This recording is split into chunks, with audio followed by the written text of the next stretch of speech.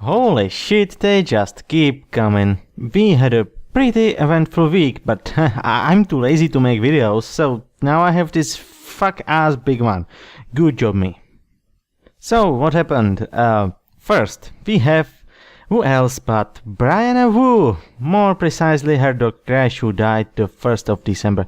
I know what you're thinking. A dying pet, that's a terrible thing to happen to anyone. And it is. And Mrs. Wu has my condolences. But what gets me about this is, well, it's very well documented by her Twitter. See, Brianna Wu has this Twitter obsession, forcing her to check it every few minutes. Anyway, she started with some mentions of her dog being in a very bad condition. Naturally, knowing her personality, people questioned if that's even true, if she even has a dog, and if this isn't just a publicity stunt. Oh, unfortunately, it wasn't. And so she posted this. Jesus fucking Christ, Gamergate! My dog could die tonight. Can you stop harassing me for an hour so I can take care of him? Jesus fucking Christ indeed, Brianna Wu. What about you get off Twitter for an hour so you can take care of him? What's more important, your dog or your petty squabbles on Twitter? Well, she eventually managed to realize the dog might actually be dying and hauled her ass to the vet, who was closed, so she had to find an emergency. Naturally, the entire time people still questioned her. What if she's crazy enough to poison her own dog? Oh, and of course there were things making fun of her yapping about Gamergate so much her dog just decided to commit Sudoku. And people fed out saying they killed her dog and stuff. Well, shame on those people. The dog didn't deserve such hate. And maybe not even Brianna. I mean, she may be as dense as osmium, but I guess even she can feel love. Probably. And safe to say she felt some of that towards her dog, right? Well, she kept updating through the whole ordeal though. The next day she decided to shed some more light on it. I just had Gamergate show up in my timeline, demanding justification for asking them to stop harassing my Sunday night as my dog was dying. This is the absolute truth of that night. My vet was closed, so I was going to 2 emergency hospitals trying to get emergency care. And as I'm trying to find an emergency vet, Gamergate is constantly tweeting me and harassing me. I'm a bitch, I'm a liar, I'm this, I'm that. My dog, who will be dead in under 12 hours, is shivering and dying in my lap. Imagine how horrible that is. Why do you keep checking your goddamn Twitter while your dog is critical and you are trying to find an emergency, you dumb potted plant? Now imagine that on top of that, you're getting warnings from friends that Gamergate is trying to locate and dox your vet's location. I've had dozens of threats to my life. The public does not know all the details. Now I'm worried I will be killed as my dog is dying. You have some brilliant friends. Why would Gamergate do this? Your vet is irrelevant to anything Gamergate does. Yes, even more so than you. And even if they could do it, and in that night, what do you expect? A squad of Guy Fawkes masked white cis males in wife beaters with Cheeto dust on their fingers as they wield gamepads modified for close combat? Don't be ridiculous. Anyone that's had an emergency room visit knows there is a lot of waiting. I did reach out to friends on Twitter while I was waiting. Lot of waiting, alright. Through my life, I had many pets. I got a chance to tend to some of them in their final moments, and though it hurt as hell, I tell you that, never once I said, oh boy, there's a lot of waiting, better pull out my phone and let everyone know what I'm doing. No, fuck you, Brianna. I was trying to be there for my pet in their every last moment, you moron. Okay, I get this, you were wrecked. I can understand that, and maybe sitting on Twitter is the way you cope, but goddamn, when I have what's possibly the last chance I am with my animal friend, no? I just hope for the dog's sake you were with him in the end, otherwise it must have really sucked for you both.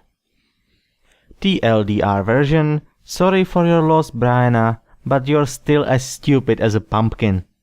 I just needed to get this off my chest, sorry everyone.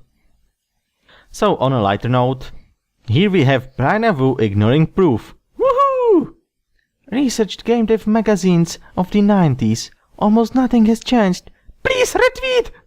Okay, let's see what's so urgent. Let's see what you have researched and what you have to say. Going through back issues of Game Developer magazine. Women, when we are referred to at all, are always referred to as females. That's not very nice. Or maybe it's just the language that statistics use. You know, male, female. In 1994 and 1995, the first 2 years of Game Developer magazine, there were many articles asking how devs should include women gamers. But that's good, isn't it? Also, you just contradicted yourself. This article doesn't refer to women as females. In 1994, half the market for Nintendo's handhelds were women. Handhelds were the biggest source of revenue. Again, that's very good. That's equality between sexes in full. What exactly did you expect to change in this regard today? Maybe, I don't know, include pyrofoxes and the rest of the 87 types of LGBTQRSTU people? Sega had an all-women team in 1995 dedicated to making games for girls. Crystal Ponytail. Hey, pony's kicking ass, that's cool. Also, you keep contradicting yourself. I see words like women and girls.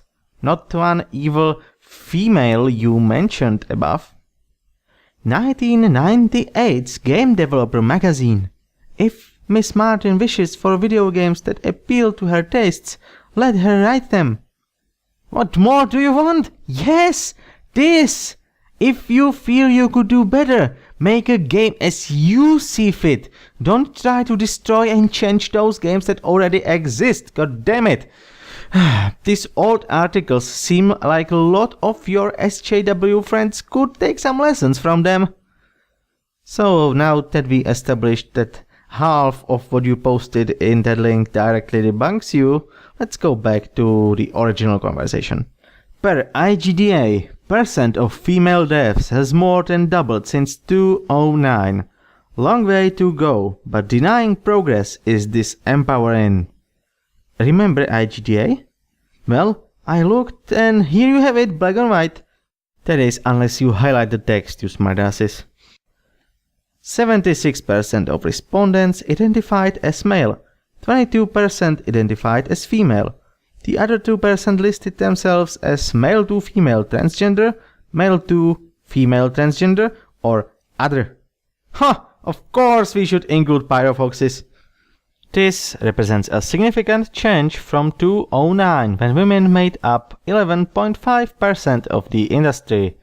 The prior IGDA survey tracked only male and female gender identification. Yeah, that pretty much fits the stuff he says. Excuse me, sir? Did you just drive to mansplain to me how to address issues of empowerment for women? I A. provided a factual statistic on the industry and B. shared decades of experience in activism.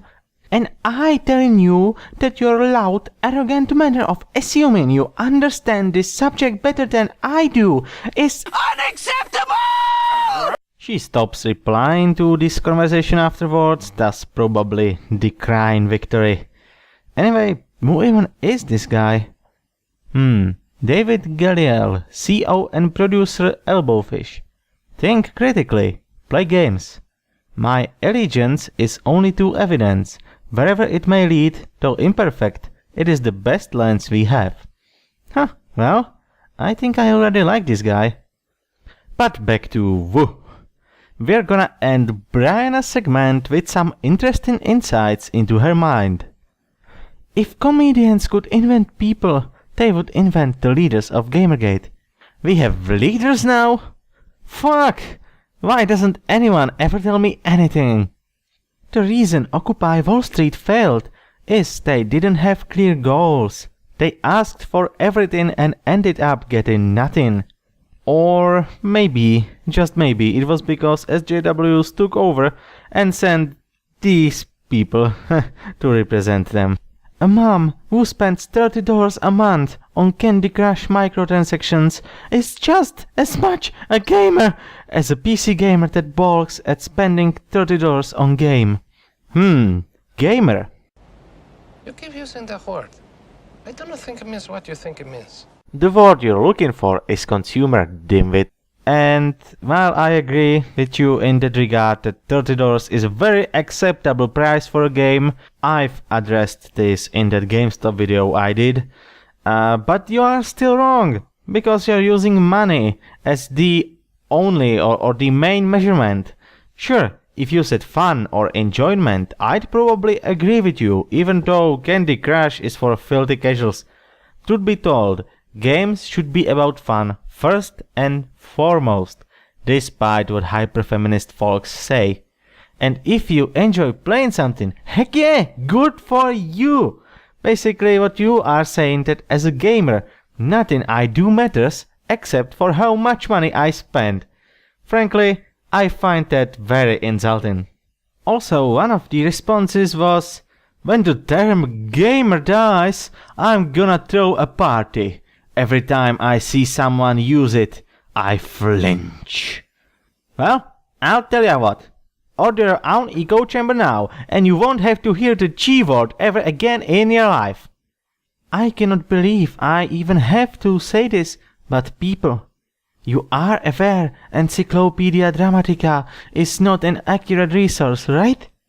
Normally, I'd agree with you, but the fact is, ED records stuff as it happens, even though it adds a big dose of penises and deadpan and insulting honesty. Which is probably what you fear the most. Penises and honesty. Otherwise, I can really explain how it happens that the Gamergate page on Wikipedia, especially the nature and organization part, is sourced from such wonderful places as Telegraph or Polygon, or from Chris Ip of Columbia Journalism Review. Don't remember that one? Oh, he's just this another person who wrote an article about how evil Gamergate is, including such words of wisdom as, yet many criticisms of press coverage by people who identify with Gamergate about alleged collusion in video games between journalists and developers or among reporters have been debunked. Yes, this once again shows how unbiased Wikipedia truly is when it comes to controversial topics. And that's enough for Brianna's segment. But staying on Twitter, there's a very friendly developer named David S. Gallant. Basically, I have something very cruel planned for anyone who bought IGDA and also openly supported GG, because I am a very bitter man. This I gotta see. Ah yeah, the infamous Man in Black. A sign you're in the good crowd. It won't really come to fruition until the Steam release. Basically, I'm making sure those folks don't get the keys. You're my hero. Whoa. You're not giving people that paid for your game the access to said game? Is that even legal? I don't think that's legal. I also think you're a big poop head. So let's take a closer look at your game. It's 111-22211. Thank you. Nope. What do you mean, nope? I mean, nope, that's not your sin. I'm pretty sure I know my own SIN number, buddy. I'm not your buddy, sir. Holy jumping Jesus! You want money from people for this? I never thought I'm gonna say this, but damn, I could do better. Oh, I see. It's intentional. Very clever. Clever excuse to be lazy and don't bother with the actual art assets. And look at those reviews. Oh my god. I'd rather play a game like this, admittedly not fun and even kind of ugly looking, than play most AAA games out there. Kotaku. Who hides behind that Kotaku? Where does this mysterious link lead to? Well, what would you say to an article by none other than Patricia Hernandez? Is it fun? I suppose not. Is it worthy? Yes! says Kevin Van Ort from GameSpot. Oh jeez, I'm sorry. I'm sorry for being unable to appreciate this unique progressive gem, this true light in the gaming scene. I should probably go buy it so I can get enlightened, even if I have to denounce my G-word gate ways. Oh wait, I get this call every day was greenlit for Steam back in April of 2014. I've decided that I'm not going to bring it to the service. Steam is centered to gamer. Oh, it's the G-word again. Pfui! To G-word culture. The same culture aggressively harassing many of my friends, or being passive when that harassment is happening. I've had enough. I'm not going to contribute to this destructive culture anymore. Yeah, you show them, buddy. You showed that toxic G-word culture by not pushing your unique, special, terrible, pretentious game nobody wants. Good job there, and good riddance. Also, fuck this is getting too long. I'm gonna do 2 videos instead.